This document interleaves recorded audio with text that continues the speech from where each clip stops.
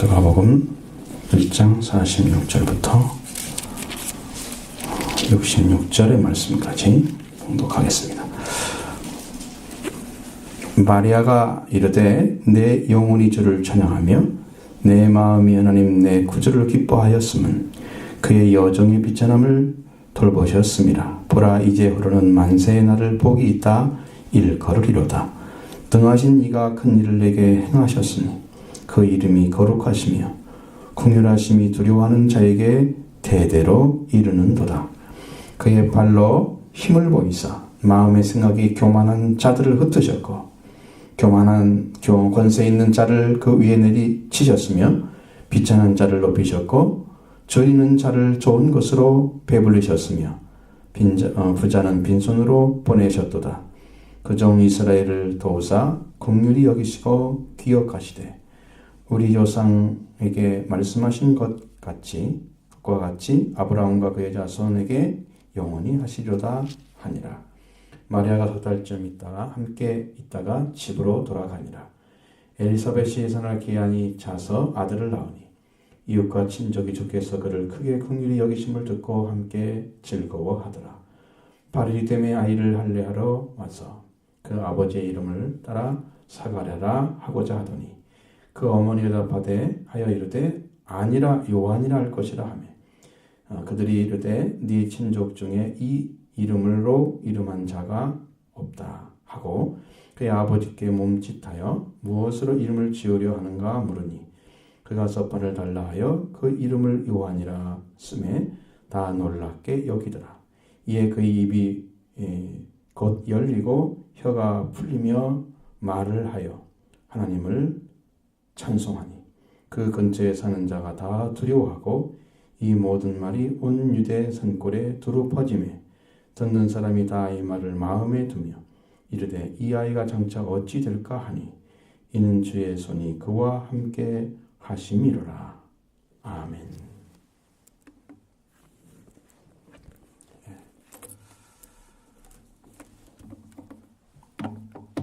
제 대강절 셋째 주일이죠.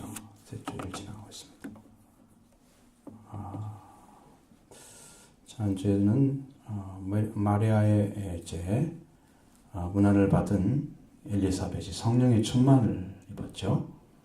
그리고 태중의 아이가 뛰놀았고 또 엘리사벳이 크게 큰 소리로 주의 어머니 마리아의 문안한 것에 대해서 화답을 했습니다.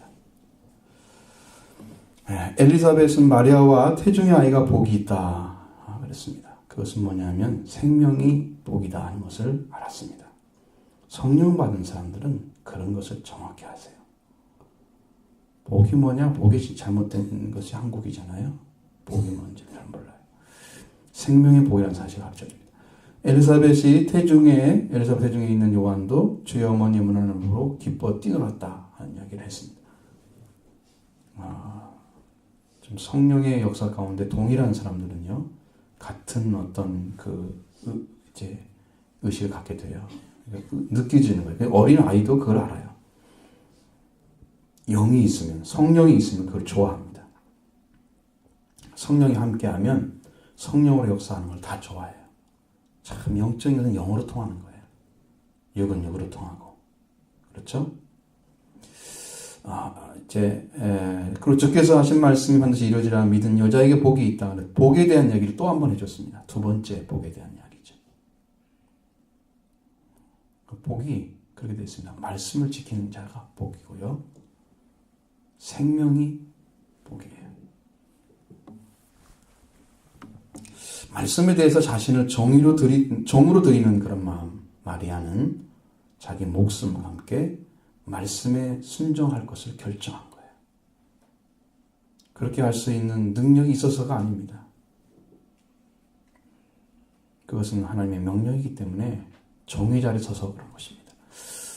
명령에 순종할 줄 아는 사람은 그 전에 받은 은혜가 그를 뒷받침하기 때문에 순종하는 거예요. 사회적으로 처녀가 임신을 하면 지탄만 받는 게 아니고 돌에 맞아 죽는 것입니다. 그 당시 사회는. 그러면 어떤 일이 벌어지냐? 이 마리아도 태중의 아이와 함께 죽는 거예요.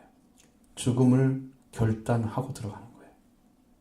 종이 됐다는 것은 내가 죽을지라도 하나님 뜻에 순종하겠습니다. 주의 여정이 내게 말씀대로 이루어지이다. 목숨을 건 순종입니다. 이런 순종하라면 요즘 하겠나요? 누가? 하나님의 말씀입니다. 하나님의 말씀이 임하여 와서 순종하라 그러면 할까요? 직접 말씀하시면 듣는 자 다를 거예요. 그렇죠? 오늘은 말씀을 들은 것을 우리가 전하고 있기 때문에 다를 수 있습니다.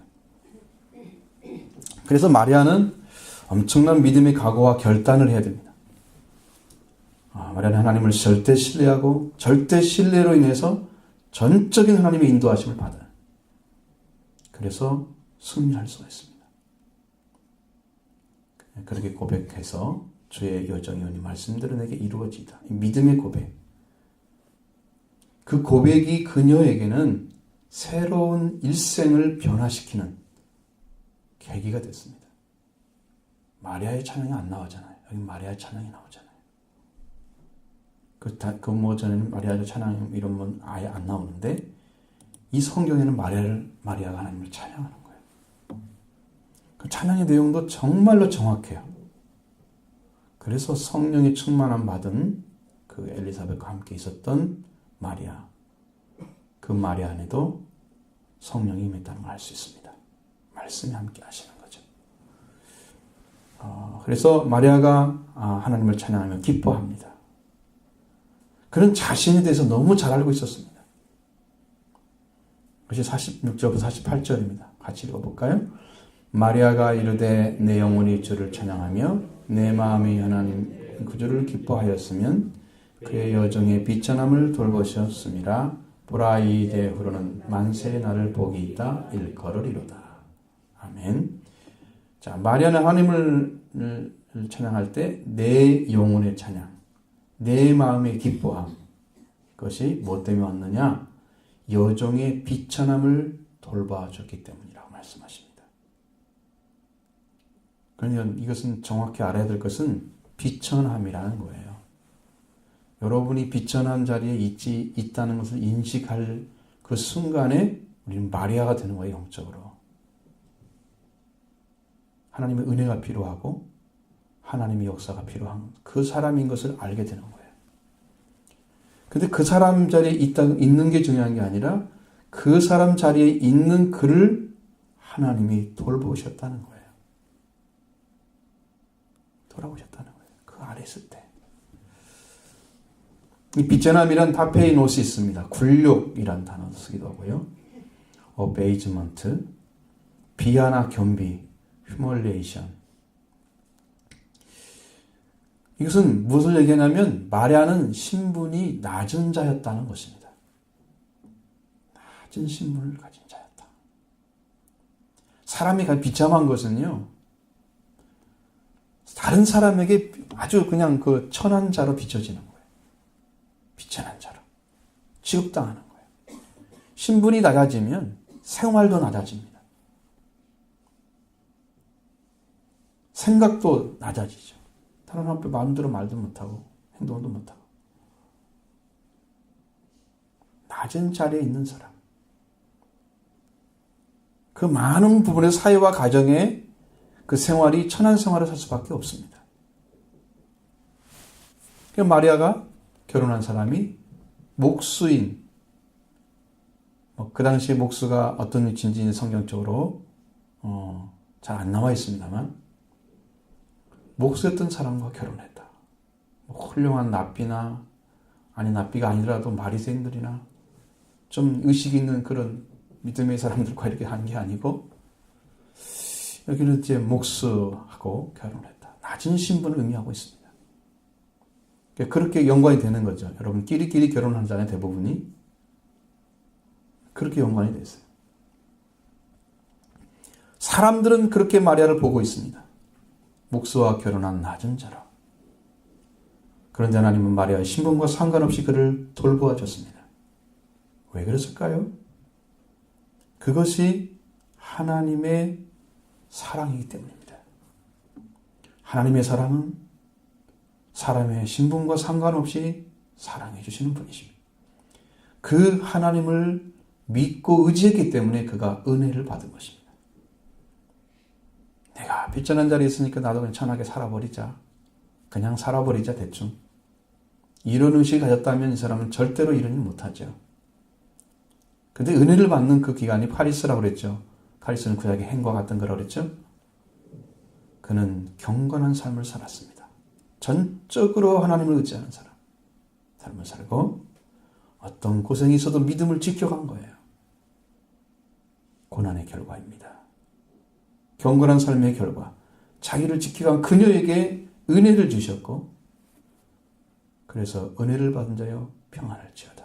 네가 주께서 너와 함께 계신다. 하나님 너와 함께 은혜를 받았다 너는. 그러면서 하나님 너와 함께 계시다. 천사장이었던 가브리엘이 이를 증명해 주고 있잖아요. 그를 찾아와서 이야기해 주잖아요. 그의 삶이 어땠는지를 가르쳐 줍니다. 진정으로 하나님께 경건한 생활을 살기 위해서 믿음을 지켜가는 거 그것이 보통 고생이 아닌 거예요. 많은 사람들과 다른 의식과 삶을 살아있기 때문에 부딪히는 많은 문제들을 극복해내야 됩니다. 여러분은 세상 사람과 비슷해지면서 믿음을 지켜가려고 하면 안 지켜집니다. 다른 의식이 분명히 존재해야 지켜지는 거예요. 하나님과 관계 안에 살아있는 성별의식이 와야 지켜지는 거예요. 근데 그 마음을 지켜가기 위해서 고난이 와도 지켜갔던 거예요. 그 자기 처지는 천한 자예요. 신분은. 그런데 하나님은 사랑하고 있습니다. 그 비천한 자기를 돌보셨던 것을. 마리아, 자기에게 잉태한 그 메시아, 하나님이 보내신 그 생명, 그걸 통해서 그는 고백하고 있는 것입니다. 그녀 속에 들어왔습니다. 그녀 가운데 들어와서 말씀하십니다. 비천한 삶의 가운데서 하나님이 들어오셔서 말씀하시는 하나님의 아들 예수 그리스도가 잉태하는 축복을 받았을 때 그는 너무나 기뻐했습니다. 즐거워했습니다. 감격했다는 이야기죠. 그는 영어로 찬양합니다. 마음으로 기뻐합니다. 뜨거운 사랑을 고백하는 거예요. 하나님의 사랑을. 자기를 돌보셨음. 이 말은 성경적으로 보면 유념하다 하는 것입니다. 유념하셨다. 유념이란 말은 잊거나 소홀히 하지 않도록 마음속 깊이 간직할 생각한다 이런 뜻입니다. 우리말로는 유념하셨더라 하나님께서 그 말인데 하나님은 마리아를 소중하고 귀하게 대하고 받아주셨다는 거예요. 자기를 그렇게 받아주셨다는 거예요. 하나님께서 소홀히 하지 않고 귀하고 소중하게 받아들이셨다. 그 은혜를 생각하면서 그의 심령 안에는 찬양이 넘치고 있는 거예요. 여러분이 마리아의 심령을 찾기를 바랍니다. 왜? 여러분도 비천한 자리에 있음을 자각하셔야 됩니다. 내가 그 자리에 있지 못하면 그걸 알지 못해 그 은혜를. 마리아는 모든 세에서 자신이 복이 있다고 그럴 것을 확신하고 있었습니다. 하나님 내 구주께서 그의 여정의 비천함을 유념하셨기 때문에 모든 세대의 마리아는 복이 있는 여자라 이렇게 말을 합니다. 복을 생산해내는 일이야말로 복의 근원과 관계 맺은 자입니다. 그는 복받은 여자였습니다. 아브라함에게 하나님은 너는 복이라 이렇게 말씀하셨습니다. 복이신 하나님과 관계 맺었기 때문에 복이 되는 것입니다. 사람이 어떻게 복이 돼요? 그렇죠? 사람이 복이 될 수는 없죠. 그런데 그를 통해서 복이 드러나는 거예요. 하나님의 복이 드러나는 그 복이라고 그랬어요. 아브라함에게. 진짜 무엇인가는 아브라함이 이룬 걸 보면 알아요. 뭘 남겼습니까? 아브라함이 다 빼놓고 이삭 한 씨앗을 하나님께 드렸잖아요. 생명. 그게 복인 거예요. 하나님 관계를 맺은 그 생명을 낳는 게 복인 거예요. 아브라함의 복이 그거예요. 이 여자도 복이 있다는 것, 만세의 복이 있다는 것은 영원한 복이신 메시아가 자기 몸을 통해서 세상에 태어난 거예요. 만대의 복이 있어 일거리로다. 제가요 찬송가를 찾아봤습니다. 요셉이란 찬송가 요셉이란 말은 한마디도 없습니다. 그런데 마리아에 대한 찬송가는 많이 있습니다. 마리아에 대해서. 쫙 찾아보면 마리아는 많이 나와요. 근데 이제 막달라 마리아가 섞여가지고 더 많아졌습니다. 저는 그 마리아를 찾으는 건 아닌데, 마리아는 찬송가에 나와 있어요. 가사에도.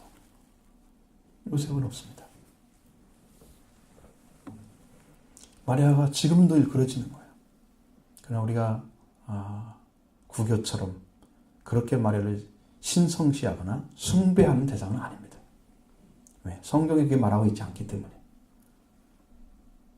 그것은 옳지 못한 교리죠. 마리아의 복은 인류에게 복을 주는데 공헌한 여인으로 택함을 받은 것입니다. 복이신 예수님을 태어나게 해주시는, 메시아 그 몸을 통해서 인간의 몸으로 자라시는 과정에 관여해서 그의 일생 동안 하나님께 드리는 삶이 되었기 때문에 마리아야말로 최고의 복을 눈으로 보고 만진 여자였습니다. 누가 이 땅에서 그런 여인 될 수 있을까요? 메시아가 태어나게 하는 그 태를 가지고 축복을 생산해내는, 없죠. 단 한 사람입니다. 그래서 복 있는 거예요. 그리고 마리아는 하나님을 경외하는 여자였다는 것입니다. 49절 50절 같이 보시죠. 능하신 이가 큰 일을 내게 행하셨으니 그 이름이 거룩하시며 궁궐하심이 두려워하는 자에게 대대로 이르노라. 아멘. 마리아의 찬양을 통해서 내게 능하신 큰 일을 행하신 이 이름이 거룩하다. 이 하나님 크신 일을 행하신 그분의 이름을 알았습니다. 거룩함을. 이 능하시단 말은 디나토스입니다. 이것은 히브리어 보면은 기뻐르라는 단어를 번역한 말이에요. 똑같은 말이에요. 강하다는 얘기죠. 강한, 용감한, 그런 또 다른 말은 용사라는 뜻입니다. 강하신, 내게 강하신, 큰, 용감한 그 큰 일을 행하셨다. 그분이 장차 이 큰 일은 그 한 가지 자기를 통해서 이제 남자를 빌리지 않는 여자의만으로 자녀가 태어나는 이것도 큰 일이죠.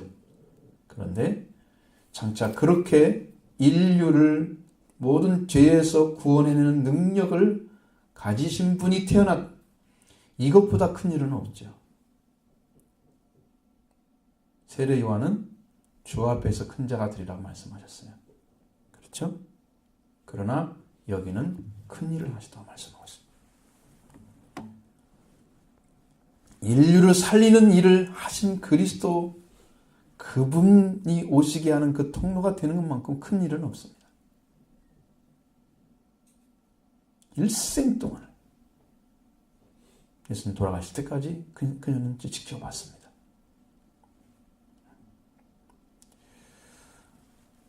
그리고 그렇게 행하신 그 큰 일을 행하신 아버지의 이름이 거룩하다는 사실도 알았습니다. 다른 누구도 그와 함께 비교서 견딜 수가 없는 그러한 큰 이름을 가지신 하나님이기 때문에 그 하나님이 내게 행하신 것을 그녀는 그 마음속에 깊이 생각한 거예요. 홀로 영광 받으신 하나님, 그분을 찬양한 것입니다. 마리아는 하나님의 긍휼하심이 두려워하는 모든 자에게 대대에 이른다 고백하며 찬양합니다. 이 긍휼하심은 비참한 상태에 있는 자를 긍휼히 불쌍히 여기는 거예요. 긍휼이란 말은. 이 긍휼이라는 단어가 어렵기 때문에 여러분에게 이제 말씀이 좀 필요합니다. 이것은 구약적인 의미에서 두 가지 의미를 가지고 있습니다. 하나는 라하밈이라는 의미입니다. 이것은 뭐냐면 주로 어버이, 그러니까 부모가 자식에 대해서, 형이 동생에 대해서 근친적 정의를 가진, 따뜻한 사랑을 가진 거, 근친적으로. 그런 걸 가리키는 말입니다. 라하밈입니다. 이 원뜻은 원래는 가까운 것은 이제 뭐냐면은 시편 103편 13절 같은 데 보면 아비가 자식을 불쌍히 여긴 같이 이렇게 써 있어요. 이게 불쌍히 여기는 그 단어예요. 그런 거예요. 이사야 13장 18절에 태의 열매를 긍휼히 여기지 아니하시며, 이 긍휼이란 말이 여기 들어가 있죠.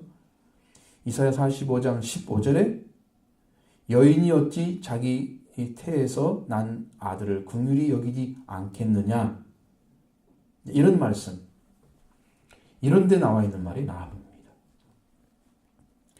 이렇게 이제 이 말이 자식에 대한 어버이의 건전한 정을 가리키는 데서 동경이나 연민을 말을 하고 있었습니다.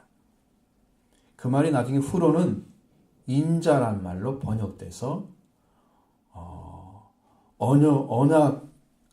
언약에 기초한 책임 있는 사랑을 뜻하는 헤세드, 동의어가 됐습니다. 헤세드, 이건 히브리어를 얘기하는 거예요. 이것을 갖다가 그리스어에서는 엘레오스란 말로 번역을 하죠. 엘레오스란 말은 불쌍히 여김, 동정, 자비, 이런 말이 다 들어있습니다. 그러니까 하나님의 긍휼하심은 계약을 맺은 그 사람에게 주어지는 거죠. 하나님의 긍휼하심은 두려워하는 자에게 대대에 이루고 있음을 말씀하고 있죠. 이 두려워한다는 것은 무서워하다, 두려워하다, 경외하다. 자, 경외하는 걸 의미합니다.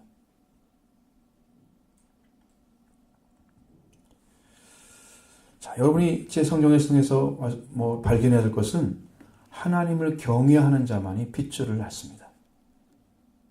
아브라함이 경외의 자리에 들어갔습니다. 하나님을 경외하는 자에 섰을 때 비로소 이삭이 하나님의 아들로 드려졌어요. 천하만민이 복을 받는 씨앗이다.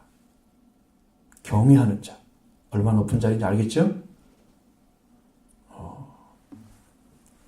축복입니다. 그래서 이제 믿음의 조상으로 세워졌습니다. 만물의 주인으로 세워졌습니다. 그 핏줄에서 예수 그리스도가 탄생을 하신 거죠. 그 긍휼하심은 하나님과 아브라함과 그 후손들에게 언약이 맺어졌기 때문에 아브라함의 후손으로 예수님이 오신 것입니다. 그 긍휼하심이 이루어졌어요. 이스라엘 민족에 메시아를 보내신 이유는 영원한 왕족으로 모든 인족에 뛰어난 민족으로 하나님의 소유된 백성으로 제사장 나라를 만들기 위해서 그들과 십계명을 그들과 십계명을 주셔서 언약을 맺은 그 맺은 언약 때문에 하나님의 긍휼하심이 그 민족 위에 항상 있는 거예요. 버림받은 민족이 1948년에 다시 세워지잖아요. 이스라엘이. 버림받았잖아요. 우리가 보기에는. 1800년 동안에 없었다 나타나요. 없었다 나타나요. 나라도 없고 민족이 어디 사는지도 몰라. 그런데 나타나. 하나님이 안 버렸다는 거예요. 그동안에 그들을 유기시켜 놓고 이방인들을 구원시킨 거예요. 언약을 맺었기 때문에 긍휼하심이 안 없어져. 지금도 언약 맺은 사람들은 하나님이 어떤 방식을 통해서라도 그를 구원해내려고 일하십니다. 그러니까 긍휼하심이 대대에 내려온 이유는 지금 그래서 메시아가 자기를 통해서 태어난 그 이유는 뭐냐? 아브라함과 하나님이 긍휼하심의 관계가 맺어져 있어요. 계약의 관계가.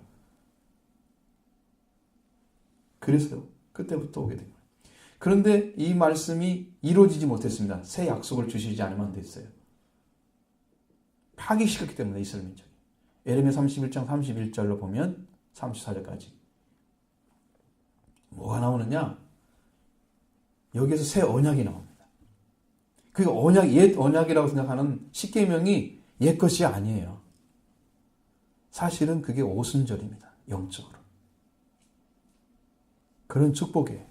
오순절의 축복이 바로 그겁니다. 십계명을 받은 거예요. 그 계약이에요. 근데 그 긍휼을 알지 못했습니다. 이스라엘 민족이. 그러니까 그걸 파기했다 나오죠. 자, 에레미야 31장 31절 34절 봅니다. 여호와의 말씀이 보라 날이 이르리니 내가 이스라엘 집과 유다 집에 새 언약을 맺으리라. 이 언약은 내가 그들의 조상들의 손을 잡고 애굽 땅에서 인도하여 내던 날에 맺은 것과 같지 아니할 것은 내가 그들의 남편이 되었어도 그들이 내 언약을 깨뜨렸음이니라. 여호와의 말씀이라. 깨뜨렸죠. 자, 십계명으로 맺은 언약은 깨뜨렸습니다. 하나님께서는 어떤 언약을 세우느냐? 그러나 그날 후로 내가 이스라엘 집과 맺을 언약은 이러하니 곧 내가 나의 법을 그들의 속에 두며 그들의 마음에 기록하여 나는 그들의 하나님이 되고 그들은 내 백성이 될 것입니다. 여호와의 말씀이니라. 그들이 다시는 각기 이웃과 형제를 가리켜 이르기를 너는 여호와를 알라 하지 아니하리니 이은 작은 자로부터 큰 자까지 다 나를 알기 때문이라. 내가 그들의 악행을 사하고 다시는 그 죄를 기억하지 아니하리라. 여호와의 말씀이니라. 자, 그래서 새 언약이 맺어졌습니다. 이 새 언약을 이루시기 위해서 예수님이 일하시는 거예요. 그래서 돌판에 계명을 세우는 게 아니고 지금은 마음판에 세우라고 말씀하시죠. 고린도후서 4장에 나오죠. 성경이 다 연결되어 있습니다. 안 읽으면 아무것도 못 알아들어요. 열심히 읽으십시오. 새 언약입니다. 새 언약을 받으려면 하나님의 공의하심으로 이스라엘을 도우시는 하나님의 은혜에 참여하는 것이죠.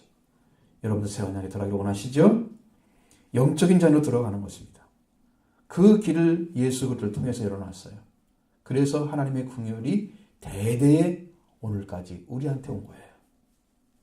할렐루야. 감사한 일이죠. 놀라운 축복이죠. 하나님이 지금 그것을 쫙 내려보내신 거예요. 그 은혜를 지금 경험하면서 그 현장에 있는 여자, 그게 마리아입니다. 성령으로 아는 거예요. 이것은. 누가 알겠어요? 이렇게 이스라엘은 하나님의 언약의 백성, 받은 백성이고 이들은 하나님의 선택감을 받았습니다. 그래서 하나님의 공의하심이 이스라엘을 떠나지 않았고 그리스도를 통해서 오늘까지 그렇게 주어지고 계시는 거예요. 놀라운 축복입니다.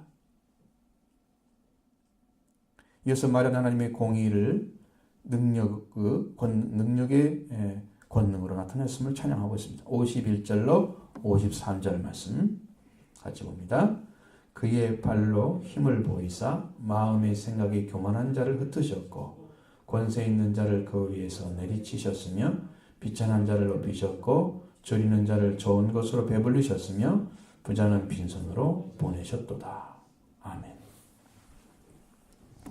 하나님의 힘을 보여주셨습니다. 팔로. 팔이란 말은 브라키온입니다. 이건 능력을 가리키는 말이에요. 우리는 팔 그러면 능력이, 하나님의 팔 그러면 능력을 말하는 거예요. 그렇죠?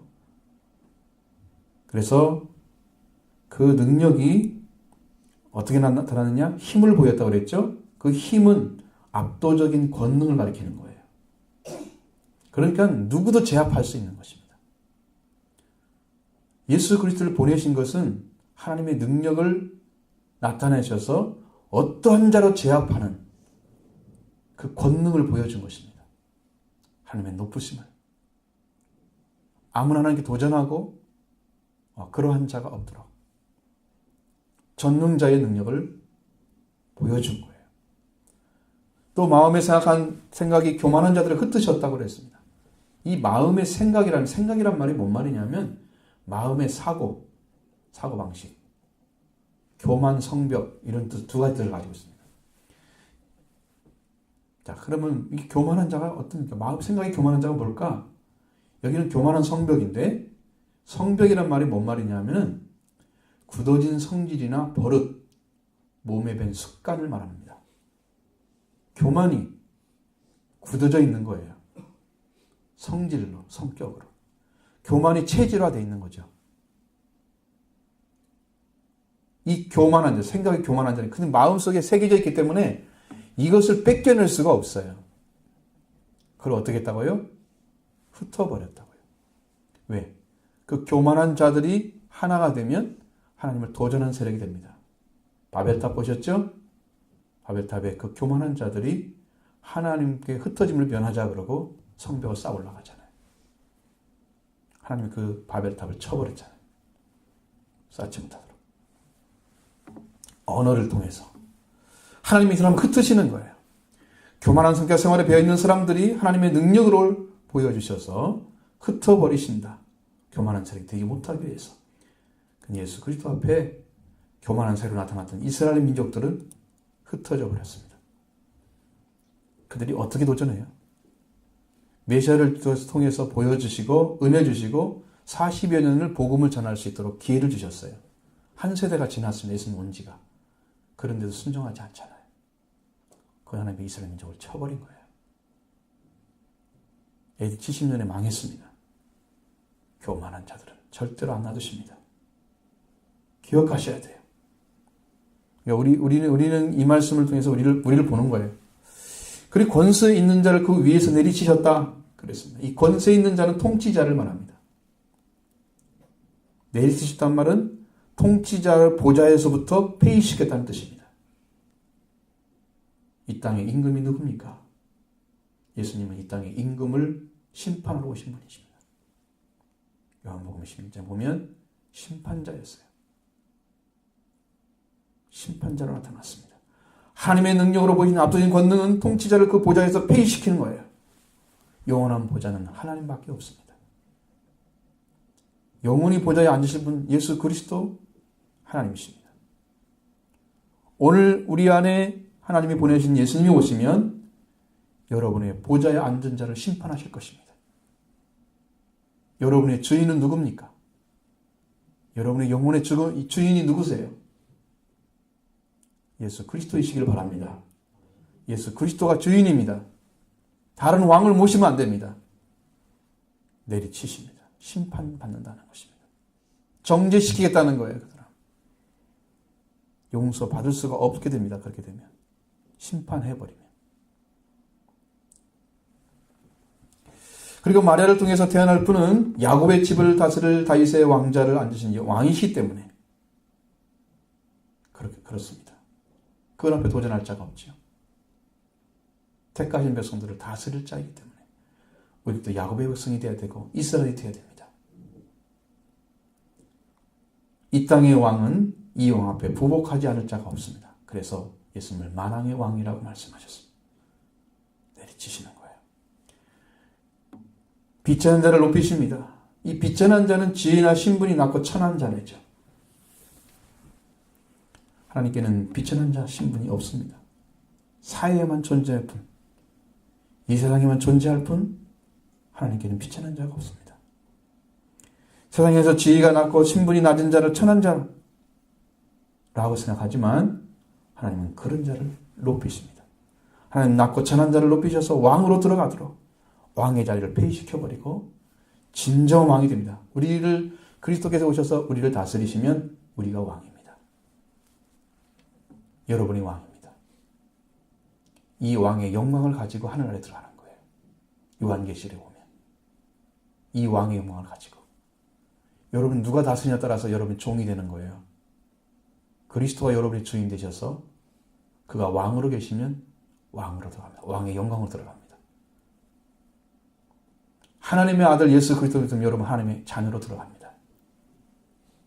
이분이 안 계시면 못 들어갑니다. 신분증이에요, 예수님이. 하늘나라 들어가는 신분증이 예수님이세요. 이 땅에 신분증 없으면 어디 가기 힘들죠? 이런 데 보세요. 범죄했을 때 걸리잖아요. 그것 때문에. 하늘나라 갈 때 신분증 내놓아야 돼요. 여러분 누가 신분증 어디 있어요? 여러분 신분증 있습니까? 여러분 영 안에 들어와 있습니까? 예수님이? 그 신분증 없으면 못 들어가요. 그러니까 예수를 믿는 것은 여러분이 이 땅에서뿐만이 아니에요. 영원한 세계, 영원한 영광 속에까지도 다 이 예수란 이름이 영향을 미치고 있습니다. 왜? 그 나라의 왕이시기 때문에. 그래서 여러분들이 이 말씀을 듣고 내가 천한 자지만 하나님 나를 높이시기 위해서 오셨구나. 그 아들 영접하시고 말씀에 순종하기 바랍니다. 또 줄이는 자를 좋은 것으로 배불리셨다고 말씀하시면 이 줄이는 자는 하나님께 좋은 것으로 배불려 주시는 거예요. 줄이는 자는 사회적으로 사회된 자들, 멸시받는 자들입니다. 하나님은 이런 자들에게 관심을 갖고 계시죠. 하나님께서 당신의 특권층과 기득권층들로부터 부에 집중해서 빈민으로 전락할 수밖에 없던 다수의 백성들에 대해서 깊은 사랑을 가지고 계십니다. 이건 사회적인 거예요. 사회적인 문제. 가난한 자에게 관심 가진 것은 하나님은 모든 사람들이 다 부자로 살 수 있도록 이 땅에 창조됐습니다. 먹고 배불러서 다이어트하는 사람보다도 못 먹고 죽고 굶어 죽는 사람도 있습니다. 여러분 이것을 같이 똑같이 나눠서 먹으면 이 땅에 죽는 사람 한 사람도 없다고 그래요. 그렇게 하나님 창조하시고 만들어놨는데 사유화된 나라들, 이건 내 나라야. 이건 내 나라에서 생성된 거야. 돈이 없으니까 못 사가잖아요. 굶어 죽죠. 사유화시킨 것은 인간의 뜻입니다. 하나님 뜻 아니에요. 그러니까 하나님께서는 모든 사람들이 한 사람도 굶는 사람이 없도록 살도록 창조됐습니다. 이 세상을 창조하신 거예요. 그 세계를 파괴한 것이 인간이에요. 인간의 사고 사상이에요. 그러니까 하나님의 말씀이 들어가서 모든 사람을 내 형제로 받아들였다면 인류는 굶는 사람 하나도 없이 다 살 것입니다. 평화롭게. 전쟁 이런 거 안 하고 하나님 나라를 위해서 쓰임받는다면 인류는 하나님의 세계가 이루어질 것입니다. 다 도전하고 서로 막 싸우고 정치 하나도 잘못하고 있잖아요. 한 나라에서, 조그만 나라에서도. 이게 아니죠. 하나님 나라는 이렇게 안 만들어졌어요. 이렇게 돼 있잖아요. 그런 자에게 배불려졌다는 거. 이 배불리란 말은 얼마큼 배부른 건가? 이거 플레미란 말인데 이게 뭔 말이냐면 가득 채우다, 만족하게 하다. 얼마큼 가득 채우느냐? 우리가 담을 수 있을 만큼 채워서 채워진 걸 말하는 거예요. 최대로 채워지는 거예요. 절대로 우리를 굶겨보내지 않습니다. 주인 자. 예수님이 오셔서 그걸 만들어 오신 거예요. 그러니까 태초의 교회, 처음 교회는 어땠어요? 자기 물건들을 갖다 놓고 자기 물건을 주장한 자가 한 사람도 없었죠. 모든 자들이 다 부자였습니다. 사유가 아니라 공유화가 됐습니다. 그걸 따다 공산주의를 만드는 거잖아요. 유물론 사상만 가지고. 그리고 예수 그리스도의 사랑과 정신은 떼버렸습니다. 그러니까 주님으로 해서 이루어진 그 세계는 절대로 가난한 자가 없어요. 모두 다 똑같이 배불러요. 불평한 한 사람도 없었습니다. 그러나 시간이 지나면서 다시 사유화가 된 거예요. 교회가. 개인교화되고 개인화돼 버렸어요. 그것이 그때만 번쩍이었습니다. 그리고 그냥 사라져버린 거예요. 교회에서 이렇게 한다고 하면 여러분들 교회 다니는 사람 있겠어요? 이 땅에서. 당신 재단 다 내놔. 가능하겠습니까? 한 사람도 안 나올 것 같은데 교회에서. 네?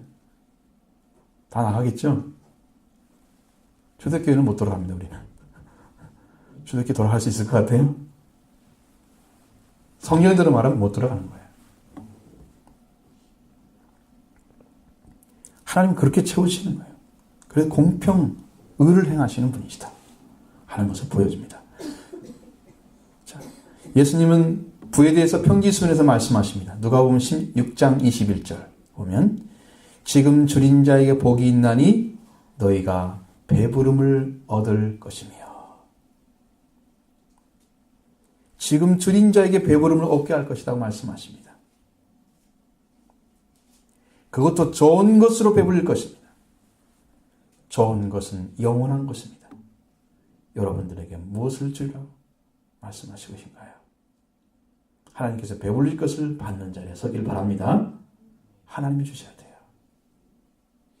또한 부자는 빈손으로 보냈다고 찬양합니다. 이 부자는 플레테오입니다.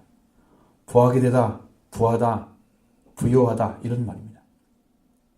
형용사이기도 하고 동사이기도 하고 뭐 이렇게 쓰는 거지만 이제 여기서는 부요한 자를 가리킵니다. 무엇에서 부유하기 때문에 하나님께서 그 손의 부유를 다 빼앗아 버릴까요? 빈손으로 보낼까요? 무엇에 대해서? 이 부자들의 특징은요, 자기중심적입니다. 그리고 자신들의 이익과 결부된 데만 관심을 가져요. 보통 사람 다 그렇지 않습니까? 다른 데 낭비하면 경제적 손실이잖아요. 다른 사람 돌보고 내가 돈을 쓰는 것은 손실이잖아요. 나에게 돌아올 이익이 있는 곳에 투자를 해야 얻는 거죠. 경제적 이익이죠. 그런 데만 신경을 쓰는, 마음을 쓰는 거예요. 그것으로 자기를 위해서 썼기 때문에 그는 그것으로 만족했습니다. 이런 생활은 영적인 생활과 아주 밀접한 관련이 있습니다. 물질 중심의 사고를 가지고 삶을 살으면 그 생각이나 그가 구하는 것 모두가 물질에 관계되어 있습니다. 한국처럼 물질에 예민한 나라가 어디가 있어요? 중산층도 물질로 다 판단하는, 정신적 가치는 사라져버린 나라 아닙니까? 한국이. 후진국 중에 후진국입니다. 정신적으로. 물질은 좀 많을지 모르지만 졸부에 가까워요. 정신적인 부분에서 그렇단 말이죠. 다른 거 말하는 거 아닙니다. 오해하지 마시고 잘 생각하시고. 그래, 이런 자에게는 하나님이 절대로 부를 줄 수가 없어요. 그래서 빈손으로 만들어 그냥 뺏어버리는 거예요. 자, 그리고 54, 55절에는 마리아는 찬양 가운데서 이스라엘에 베푸신 궁일이 된 찬양을 합니다. 같이 보시죠. 그 종 이스라엘을 도우사 궁일이 여기시고 기억하시되 우리 조상에게 말씀하신 것과 같이 아브라함과 및 그 자손에게 영원히 하시리로다 하니라. 아까 말씀드린 궁율함에 대한 말씀 드렸죠? 이게 연관되어 있습니다. 이스라엘을 그 종이라고 말씀하시는 거예요. 여러분 이게 무슨 뜻인지 잘 생각하셔야 돼요. 이스라엘 하나님께서 자기가 원하신 일을 시키려고 선택한 종이에요. 아브라함의 아들인 이삭 그리고 그 아들 야곱, 이들은 그 세 사람으로 해서 말미암아 언약을 맺은 백성들이에요. 그래서 이스라엘을 종이라 하신 것은 이 하나님과 맺은 언약을 철저하게 지키는 자로 세웠다는 얘기입니다. 그래서 종인 거예요. 이스라엘은 온갖 우상과 범죄를 했습니다. 온갖 범죄를 하죠. 이방 나라를 섬기죠. 의지하고. 하나님께서 말씀하신 정의를 내세우시며 하나님의 말씀에 돌아오라 가르쳐 주지만 그는 돌아오지 않습니다. 그래서 아수르에게 북이스라엘을 침범토록 하나님이 허락해 주십니다. 혼혈족이 되고 말았습니다. 남유자도 바벨론이 쳐들어오도록 하나님이 허락해 주었습니다. 포로가 되었습니다. 다시 돌아왔지만 끝내 그들은 하나님 말씀에 돌아오는데 실패했습니다. 그래서 선지자가 없는 시간이 제가 보니까 425년 정도 되더라고요. 그래서 이제 400년 동안이다. 그래서 신구약 중간기다 이렇게 말씀하시죠. 거기에는 여러 가지 문제들이 나타나요. 근데 그 현상들이 여러분 다 말씀드릴 수는 없는 거고, 로마에 속국이 됐습니다. 그래서 신구약 중요한 시대. 그리스도가 오시지 않으면 안 될 시기가 됐어요. 하나님 수많은 전쟁과 멸망 가운데 위기 가운데서 이스라엘을 위해서 하나님 일하셨습니다. 심지어 포로가 되었어도 하나님 그들 돌아오도록 하셨어요. 끝까지 지키신 거예요. 긍휼이 떠나지 않았어요. 왜? 하나님의 종으로 세워야 되기 때문에 훈련하신 거예요. 그걸 알지 모르죠. 그들 마음속에. 그리고 아브라함과 이삭과 야곱에게 말씀하신 것처럼 영원히 이스라엘과 하나님 함께 해주셨습니다. 이 확증으로 이스라엘의 메시아를 보내주신 거예요. 내가 함께하고 있다는 의미예요. 여러분, 이보다 더 정확한 게 어디가 있어요? 여러분, 하나님의 사랑이다. 사랑이 뭔데요? 어떻게 나타나는 거예요? 너는 죽어 있잖아 지금. 내 죽은 자를 살리러 예수님 보낸 거야. 그 사랑을 받아들이면 하나님 사랑을 알게 되는 거예요. 하나님이 사랑이에요. 그래서 그걸 받아들이면 살아요. 죽었는데 우리는 영어로는 산자가 된 거예요. 확증이잖아요. 그보다 큰 확증을 줄 수가 없어요.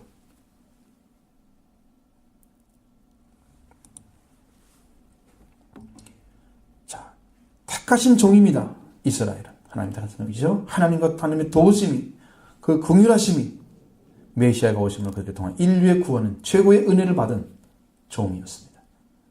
마리아 찬양, 우리가 메시아가 오심으로 이루어질 완전한 구원과 공의를 실현하고 그 영원하신 이스라엘에 대한 긍휼을 선포한 것입니다. 이건 하나님의 성령으로 가르치는 은혜였습니다. 놀라운 축복입니다. 이 은혜를 여러분도 경험했으면 좋겠습니다. 그리고 석 달을 있다가 이제 엘리사벳과 함께 있다가 집으로 돌아갑니다. 56절 마리아가 석 달쯤 함께 있다가 집으로 돌아가니라. 마리아가 석 달을 지낼 동안에 놀라운 비밀을 발견했죠. 그의 영혼에는 넘치는 기쁨과 찬양이 있었을 것입니다. 아마 예수님이 가지고 태어나기 전까지도 그 후에도 엄청나게 그 여인은 행복을 느꼈을 거예요. 기쁨을 느꼈을 거예요. 만족했을 거라고 생각합니다. 자, 57절, 58절 세례 요한이 태어납니다. 보시죠. 엘리사벳이 예산할 날이 기한이 차서 아들을 낳으니 이웃과 친족이 주께서 그의 긍휼히 여기심을 듣고 젊게 즐거워하더라. 엘리사벳이 해산할 날이 차서 아들을 낳았다 그랬습니다. 그리고 이웃과 친족이 주께서 그걸 긍휼히 여기심을 보고 즐거워했다 이렇게 써있지만 이건 천사장 가브리엘이 말했던 것과 똑같아요. 누가복음 1장 14절에 너도 기뻐하고 즐거워할 것이요 많은 사람도 그의 태어남을 기뻐하리니 됐죠? 그대로 왔죠? 이루어진 것입니다. 주께서 그를 크게 긍휼히 여기심을 듣고 함께 즐거워했다. 이 긍휼보다는 자비입니다. 여기서는 자비. 언어에 보면 자비가 더 정확해.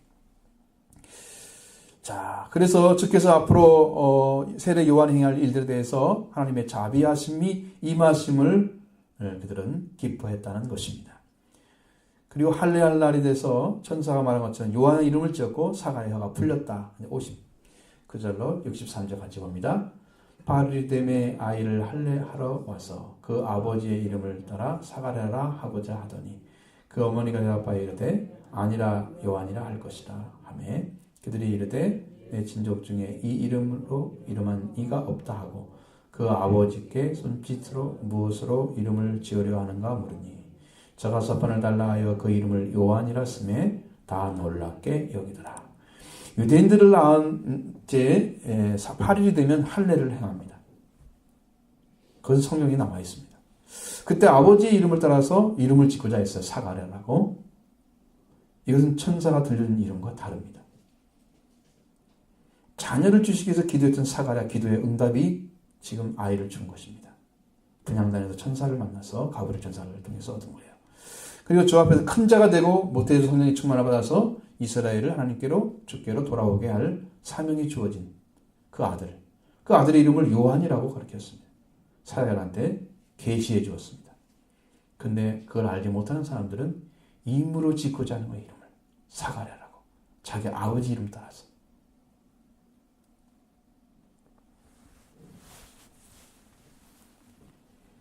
이거 어리석은 것입니다. 하나님 바라보시는 것과 사람이 생각하는 것은 이렇게 차이가 있음에도 불구하고 만약 우리가 원하는 대로 하고자 한다면 이것은 하나님의 인도하심에 대해서 알지 못하는 가운데 일어나는 일들이에요. 참 어려운 것입니다. 그런데 엘리사벳은 뭐라고 그래요? 아니라 요한이라 할 것이다 이렇게 얘기하잖아요. 엘리사벳 사가랴가 말하지 않았기 때문에 이름을 알지 못했을 것 같은데 왜냐하면 말을 못하기 때문에. 근데 이런 생각해요. 아마 사가랴가 필담으로 글을 써가지고 서로 대화가 가능했을 거다. 그래서 이 얘기를 하고 알고 있었을 것이다. 이렇게 생각하는 사람도 있어요. 가능한 말이죠. 가능한 말입니다. 그렇게 알았던지 아니면 성령으로 알았던지 이 성령으로 알았다면 이 엘리사벳은 진짜 아주 굉장한 은혜를 입은 사람이죠. 왜냐하면 사가랴에게 줬던 계시까지도 성령께서 가르쳐 줬기 때문입니다. 성경에는 안 나와 있잖아요. 그 얘기가. 우리 단순히 생각하는 거예요. 근데 이게 얼마만큼 이 엘리사벳이 강력하게 부인하느냐 그러면 절대로 지을 수 없다 이렇게 얘기합니다. 그 이름으로. 아니라 이 말은 우리의 말에는 아니란 말이잖아요. 이 말이 아니고 우키란 단어 우키알라 이렇게 써 있습니다. 절대로 허락할 수 없다는 거예요. 이 말은 아주 강력한 의미를 가지고 있습니다. 그 말은 사가랴에게 말을 들었을 가능성이 높은 거죠. 그렇습니다. 근데 그 옆에 이웃들과 친족들은 이러한 이름을 쓰는 자가 없다. 우리 네 친족 중에는 이름 지을 수가 없다. 얘기하죠. 그렇지만 하나님께로부터 계시로 받은 이름을 지어줘야 하는 것입니다. 그럼 사가랴에게 몸짓으로 무엇을 이름으로 하나님께 쓰라고 하죠? 사가랴가 섭반을 달라고 해서 요한이라 썼습니다. 당시 섭반에는 표면에는 밀랍을 얇게 칠한 작은 나무판이 있었습니다. 그곳에 천필로 글을 썼습니다. 아주 가늘한 그런 쇠똥 있잖아요. 가가지고 그걸로 글을 쓰는 거예요. 이 이름은 사가랴가 지어진 게 아니고 계시에서 주어진 이름입니다. 그리고 나서 사가랴 입이 풀리고 이제 혀가 풀려서 입이 열리고 혀가 풀려서 하나님을 찬송했다. 64절 봅니다. 이에 그의 입이 열리고 혀가 풀어지며 말을 하여 하나님을 찬송하니 불신의 입을 닫으신 하나님께서 아들을 주심을 경험하게 하셨죠. 아들이 태어나게 하셨죠. 그 말씀을 이루시고 이름을 주신 대로 요한이라 짓게 되었을 때 입이 풀리게 된 사가랴입니다. 그는 그 무엇보다도 하나님을 경험했습니다. 하나님 말씀이 진실함을 알았습니다. 그 영혼 속에는 깊은 감사가 있었습니다. 감사가 있는 사람만 찬송합니다. 여러분 찬송하는 사람이 얼마나 돼요? 여러분 마음속에 하나님으로 인해서 감사가 넘치면 찬양할 것입니다. 집에서도 교회 와서도 감사가 없으니까 찬양하지 않는 딱 다물고 있죠. 그 마음에는 기쁨이 넘쳤습니다. 하나님을 찬송했습니다. 그 일을 이루신 하나님을. 그전에는 불신의 사람이었는데 이루어지자 찬양을 했어요. 물론 하는 입을 닫았죠. 사람과 하나님 관계 안에서 있을 때만 찬양합니다. 그때 참 만족이 있고 감사가 있기 때문이죠. 사가랴의 심령이 이렇게 살아났습니다. 근데 이 일은 사가랴 한 사람의 찬양으로 끝난 것이 아닙니다. 65절 66절 같이 봅니다. 그 근처에 사는 자가 다 두려워하고 이 모든 말이 온 유대 산골에 두루 퍼지매 듣는 사람이 다 이를 마음에 두며 이르되 이 아이가 장차 어찌 될까 하니 이는 주의 손이 그와 함께 하심일러라. 사가랴 말로 인해서 그 근처 사람들이 두려워했다고 말씀하시죠. 모든 사람이 온 유대 산골에 제 말이 퍼졌다 하는 얘기입니다. 듣는 사람이 이 말을 듣고 마음에 두며 하는 말이 아이고 장차 어찌 될까. 그런데 그 이유가 뭐예요? 주의 손이 그와 함께 하시면서 행하시는 일들을 봤기 때문입니다. 자, 여러분 생각해 보십시오. 이것이 세례 요한이 온 방식이에요. 여러분, 이것은 예수님 온 방식과 전혀 다릅니다. 한번 보시죠. 이러한 일들은 이 세례 요한이 태어남으로 두려움이 됐습니다. 두려움은 하나님의 은혜가 아닙니다. 열왕기상에 보면 왕상 16장, 열왕기상 16장, 3장 16절 27절에 어떤 분 얘기가 나오냐면은 창기가 있습니다. 두 여자 창기가 있는데 이 아이들이 아이를 가졌어요. 그리고 거의 3일 차이로 낳습니다.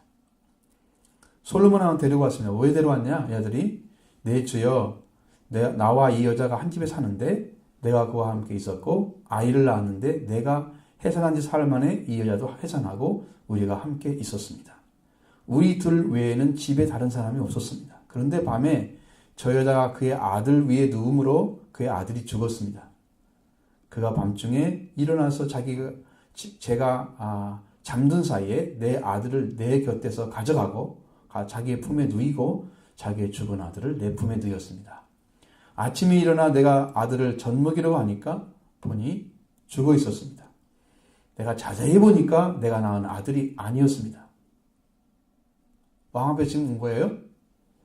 다른 여자는 합니다. 아니요. 산 것은 내 아들이요. 죽은 것은 당신의 아들이요.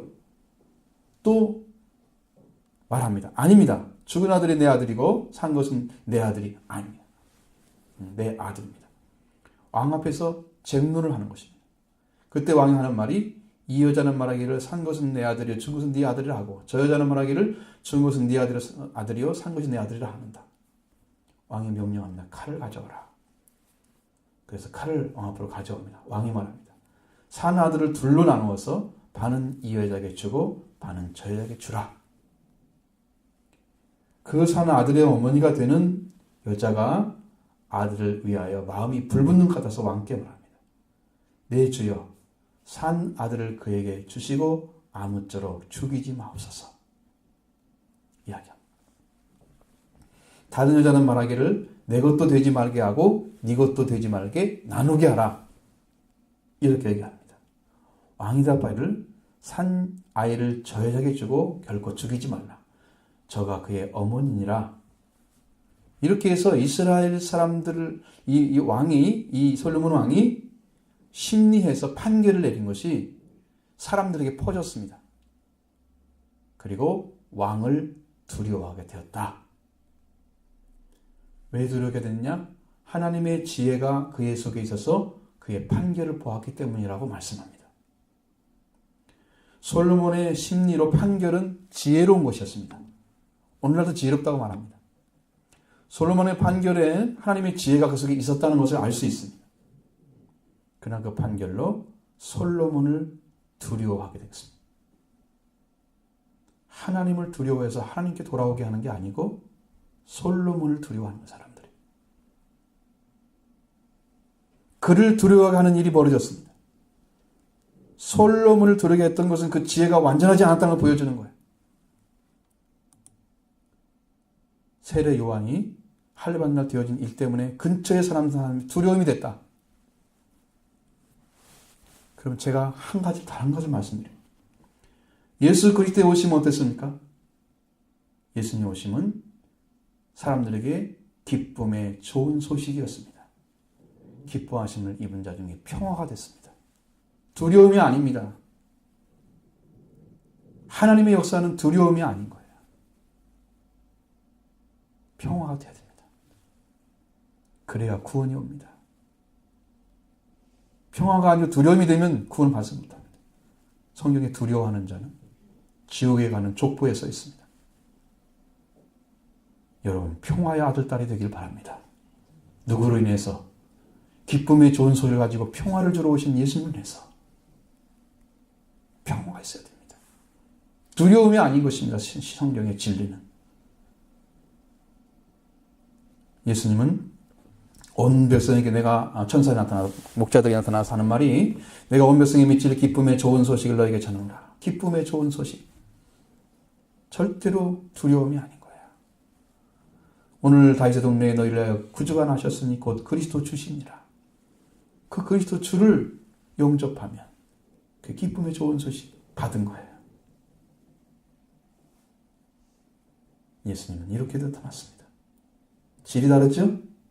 누구를 의지해야 됩니까, 여러분? 누구를 따라야 됩니까? 두려움을 위해서 말하고 판단하는 권위를 가지고 근거를 두고 있잖아요. 그러나 예수 그리스도의 백성에 미치는 소식은 우리의 좋은 소식으로 다가왔습니다. 왜? 그는 섬기러 오셨습니다.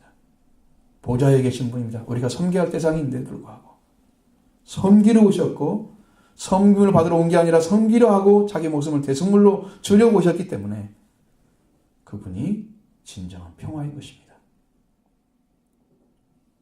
우리를 살리는 것이에요. 그를 믿게 되면 산자가 되는 거예요. 그 은혜가 그 속에 있었어요. 우리에게 바라봐야 하는 이런 것입니다. 여러분, 마리아 찬양에 무슨 말씀인지 들었죠? 하나님의 세계의 비밀들을 가지고 있었습니다. 하나님이 이쪽부터 주고자 하는 그 은혜를 마리아를 통해서 이루어지는 모습을 보여준 것이 하나님의 공의를 보여줬습니다. 그러나 요한이 한 일들 두려움이 됐습니다. 굉장히 답답합니다. 솔로몬이 나중에 어떻게 된지 아십니까? 백성들이 솔로몬을 두려워했죠? 하나님께서 꿈에 나타나서 우상을 철거하라고 말씀하십니다. 2번이나 말씀하시는데 안 들었습니다. 성경에 나와 있어요. 그대로. 왜 안 들었을까요? 자기 지혜로움을 의지했기 때문이죠. 하나님이 주신 건데 그게. 주신 자보다 높은 위치에 서 있는 거예요. 여러분, 사람을 두렵게 하는 사람들은 자기가 위에 섭니다. 세례 요한도 나중에 오실 자가 당신입니까? 아닙니까? 다 전해놓고 그 이야기를 합니다. 자기가 위에 서는 거예요. 두려워하게 하는 자는 아닙니다. 평화를 주는 자가 살리는 자입니다. 그러니까 예수님이 뭐라고 그래요? 하나님의 아들들은 누구라고요? 화평케 하는 자, 피스메이커. 잘 중개하는 사람. 잘 서로 관계를 좋게 만드는 사람. 하나님과 우리 관계를 화평을 만들어가는 사람. 그게 평화를 가진 사람이고. 그게 하나님의 아들이래요. 진리가 다르죠? 여러분 어디에 서 계십니까? 많은 사람들은 세례 요한적 증거를 좋아합니다. 이 평화를 주는 것을 별로 기뻐하지 않으세요. 근데 하나님은 그렇게 전하라고 말씀하지 않습니다. 예수님이 기쁨의 좋은 소식이라고 가르쳐주라고 합니다. 우리에게 이것이 살게 하기 때문입니다. 여러분의 영혼을 살리기 때문에. 그러니까 여러분 예수 그리스도 기쁨의 소식 믿으시고 대강절 통해 주님을 맞이하는 준비 열심히 하십시오. 꼭 주님을 만나길 바랍니다.